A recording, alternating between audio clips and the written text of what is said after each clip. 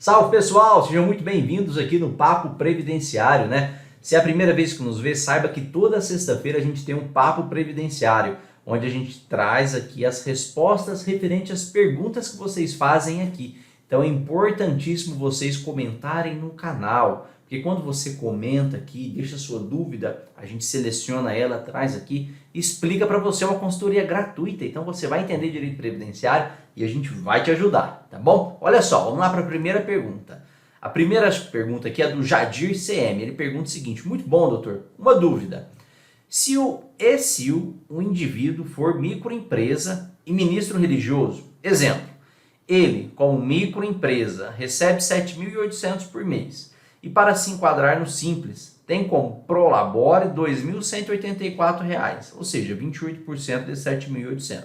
Logo, o INSS sobre a Prolabore será de R$ 240,24, ou seja, 11%. E ele quer contribuir com o INSS até o teto. Considerando que o teto atual é de R$ 7.786,02, sobre quanto ele contribuiria como contribuinte individual, seria o 7.786,02 teto menos os 2.184 Prolabore, 5.602,02, ou teria que complementar os 240 de 11% dos 184 para chegar nos 20%? Nossa, deu um nó, né? Vamos tentar entender aqui o que o Jadir está perguntando aqui para a gente. É o seguinte, olha, ele falou o seguinte: doutor, eu tenho um cliente aqui que ele tem uma microempresa e faz retirada de Prolabore lá no valor de R$ 2.184.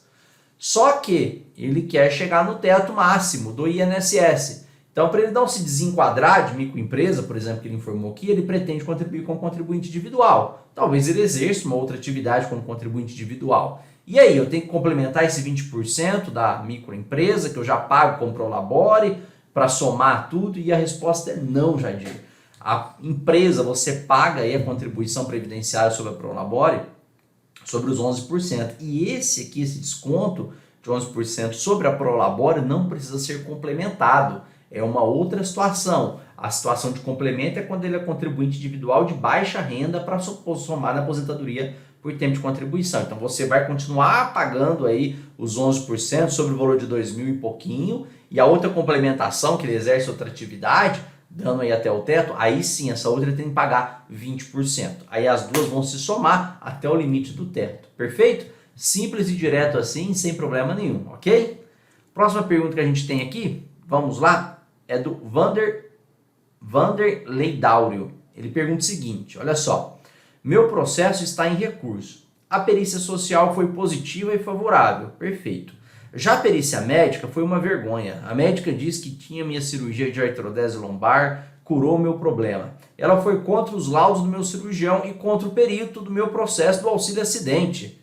Vander, quando isso acontece no processo judicial, é importantíssimo o advogado impugnar o laudo pericial. Então tem uma parte do processo em que é aberto o prazo no processo judicial para o advogado, a parte, se manifestar sobre aquele laudo pericial. E aí, consequentemente, seu advogado vai apresentar uma impugnação ao laudo, demonstrando exatamente que você já passou por um procedimento cirúrgico, que você tem redução de mobilidade, que já conseguiu aí o auxílio acidente que comprova sua redução de capacidade laboral. Pode ser que não seja aceito? Sim, mas é preciso ser feito, porque depois, em sede de recurso, você pode demonstrar isso novamente. Então, a forma de discutir isso no processo judicial é por impugnação ao laudo médico pericial, tá bom? Converse com seu advogado, que ele certamente deve ter feito isso. Perfeito?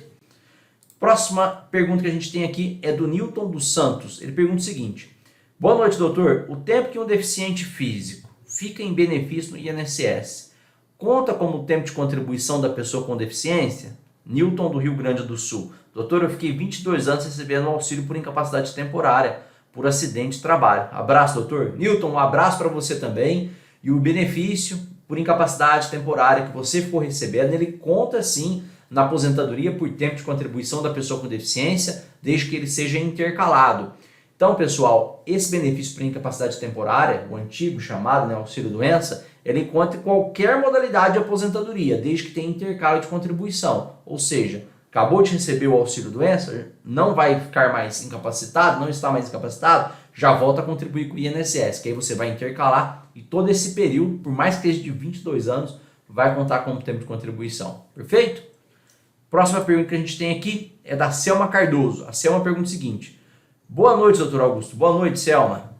Só se aposenta com deficiência no joelho quem tem uma prótese? O meu marido, ele tem 59 anos, já fez 6 operações entre um joelho e outro. Vai fazer uns exames agora, porque está sentindo muitas dores. 59 anos, 32 anos de contribuição, fora a conversão de 11 anos e 10 meses em metalúrgica, já com PPP. Selma, que legal essa tua pergunta, né? Então vocês precisam entender, pessoal. Não é só a pessoa que tem uma prótese, seja no joelho, no braço ou qualquer outro lugar, que tem direito à aposentadoria da pessoa com deficiência, né? Por quê? Porque o INSS, ele analisa a funcionalidade. Às vezes uma hérnia discal que a pessoa tem já atrapalha a funcionalidade dela para ela dirigir, já atrapalha a funcionalidade de cuidados domésticos até com a própria pessoa. Então não se atenham apenas às pessoas que têm próteses, apenas às pessoas que são cadeirantes, que precisam de bengala, não. A pessoa com deficiência, ela pode ser se enquadrada sim, mesmo sem ter prótese, tá bom, Selma? Busque os seus direitos aí, esse tempo de contribuição do seu marido, dependendo da época da deficiência dele, é bem provável que ele já tenha até atingido, porque precisa de no mínimo 33 anos na condição de deficiente leve. Corre atrás dos seus direitos que certamente ele vai conseguir, tá bom? Pessoal, façam como eles, participe do Papo Previdenciário, deixe os seus comentários aqui, que é importantíssimo e a gente vai te ajudar. Até o próximo. Tchau!